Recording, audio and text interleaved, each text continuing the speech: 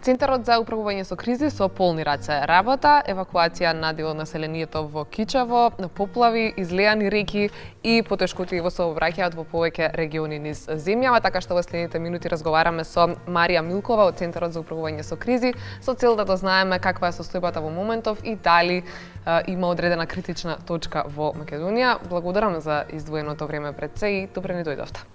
Благодарам за поканата. Поздрав до гледачите на македонската телевизија. Како што кажа и представничката од Управата за хидрометеоролошки работи, во изминатите денови имавме обилни врнежи од дожд, на одредени места и снег. Значи, состојбата во изминатите 24 часа, според податоците од нашите регионални центри за управување со кризи, Управата за хидрометеоролошки работи и останатите институции кои имаа обврска во справувањето со состојбите на терен, значи до 7 часот, состојбата од текот на вчерашниот ден и утринските часови се непроменета. Голем водостој на реката Вардар утринава бележиме во централното градско подрачје во Скопје, каде што Вардар го достигна својот максимум, се уште не е излеан, меѓутоа реката Вардар, значи во централното градско подрачје нивото е на максимум. Исто така бележиме големено ниво во утринските часови на реката Вардар во Орешане, Тауер, Зелениково, исто така и во Велес, во Башино село, значи ова се утринските податоци за последните информации кои што ги имате за реката Вардар. Нивото на останатите реки во државата, значи особено во западниот и северозападниот дел од државата, останува на исто ниво, значи состојбата е непроменета. Постојано ја следиме, во контакт сме со Управата за хидрометеоролошки работи, значи за се што ќе биде во текот на денешниот ден, ќе бидете благовремено известени и вие новинарите. Да, се разбира, што значи дека дел од најавата за денешната временска прогноза ќе биде и во корист, затоа што нема најава за врнежи од дожд. Меѓутоа, посебно алармантна беше состојбата во Кичево. Како е сега таму, затоа што дел од населението беше евакуирано, па како се одвиваше целата процедура таму и каде во моментов се сместени граѓаните? Значи, во северозападниот и западниот дел од државата состојбата со поплавите беше алармантна.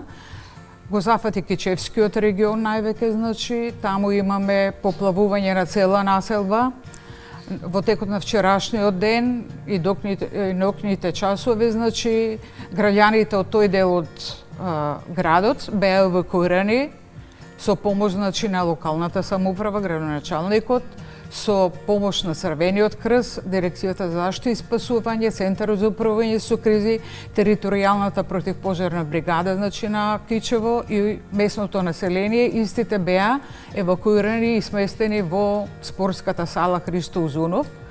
На истите им беше, значи, обезбедено топол оброк, медицинска заштита, вода, кебиња и се она што е потребно, значи, за да истите престојуваат во одреден период во таа сала. Како што вчера слушнавме, значи покренат е општинскиот кризен штаб, градоначалникот и останатите субјекти кои се справуваат со поплавата на територијата на општина Кичево. Истиот кажа дека веднаш штом ќе се создадат услови, веднаш ќе се работи на терен, се со цел граѓаните кои се евакуирани што побрзо да се вратат во своите живеалишта или да им наистите да им се најде, значи, алтернативно сместување се до моментот додека нивните домови не бидат опремени и спремни за нормално живење. Имавте ли дополнителни предизвици на терен кога станува збор за евакуацијата во Кичево? Вака се евакуацијата беше многу брзо известена, бидејќи се следеше состојбата и граѓаните многу брзо побараа помош. Локалната самоуправа веднаш излезе, значи, спремна, подготвена, истите ги евакуираше. Црвениот крст, значи, донираше кебиња, кревети, топол оброк, како што кажа, се она што им е потребно, значи, во овие неколку часа или неколку дена истите да бидат, значи, сместени таму и изгрижени. Да.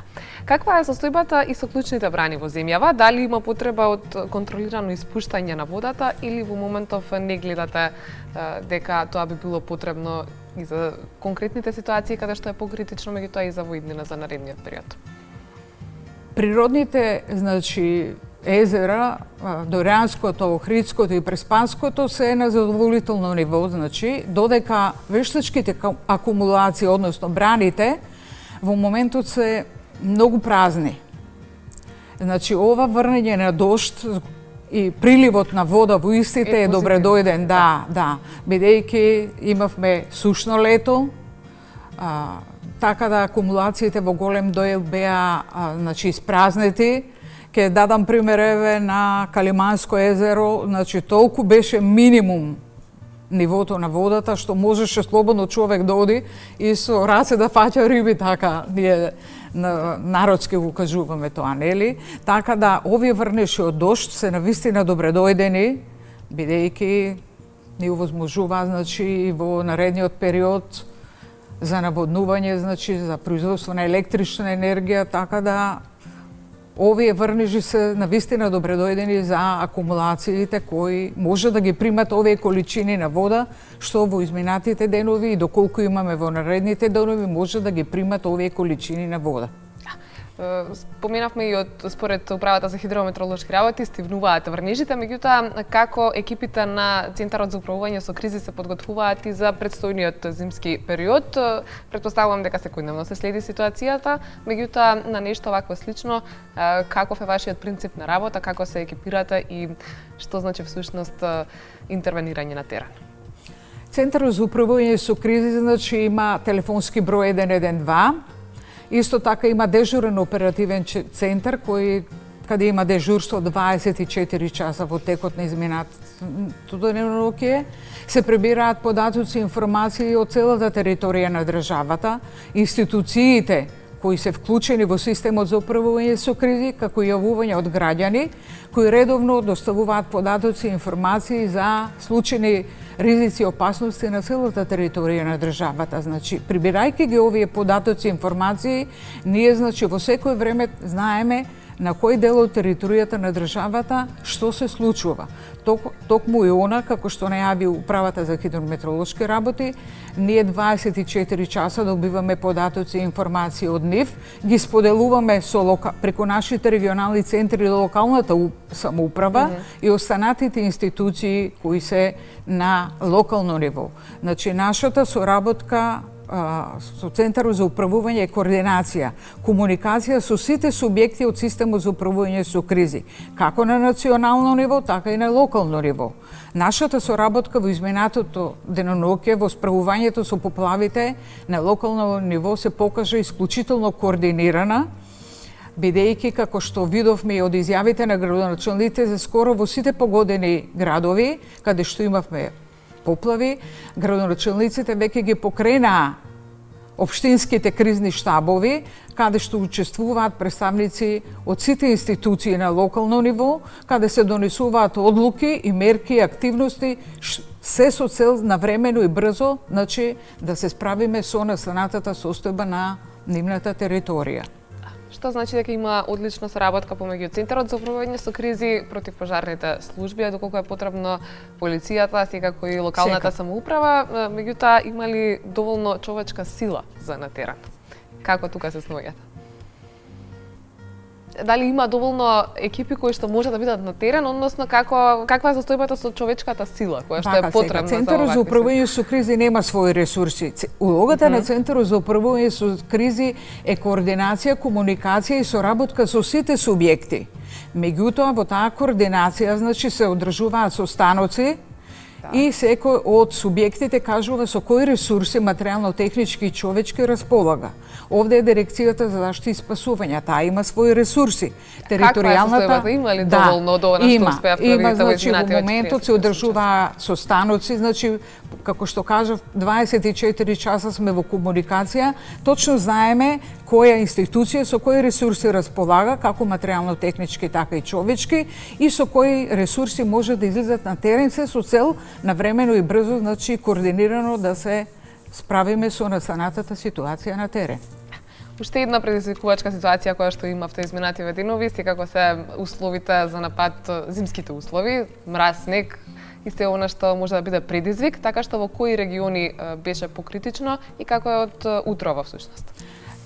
Како што кажав, значи критично беше во Кичево, меѓутоа не изостанува и Охрид, во Охридскиот регион, населбата Далјан беше целосно значи поплавена.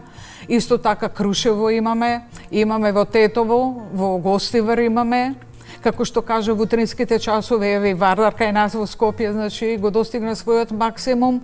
Значи генерално на целата Полошкиот регион, Преспанско-Охридскиот регион, значи целосно овој северозападен и западен регион беше најкритичен во момент. Меѓутоа, зголемено е нивото и на река Струмица, зголемено е нивото и на река Зрновска река, Брегалница, Треска, значи, Црна река во Битола, Драгор исто така во Битола. Значи, нивоата генерално на цела територија на државата се на максимум ниво. Во одредени делови, значи, имаме поплавување, во одредени го достигнува својот максимум, така ги следиме состојбите од терен, како што кажав, за се благовремено ќе бидете известени и вие и граѓаните. Каква е состојбата на државните патишта? Според последните информации од Управата за хидрометеоролошки работи, значи АМСМ, од кој добиваме податоци, состојбата се одвива, значи, непрекино на патните правци во повлажни коловози. Во моментот од синоќа е затворен граничниот префин Струга-Ќафасан за тешки товарни возила. Во текот на денот ќе ја следиме доколку се скине забраната, значи граѓаните ќе бидат известени.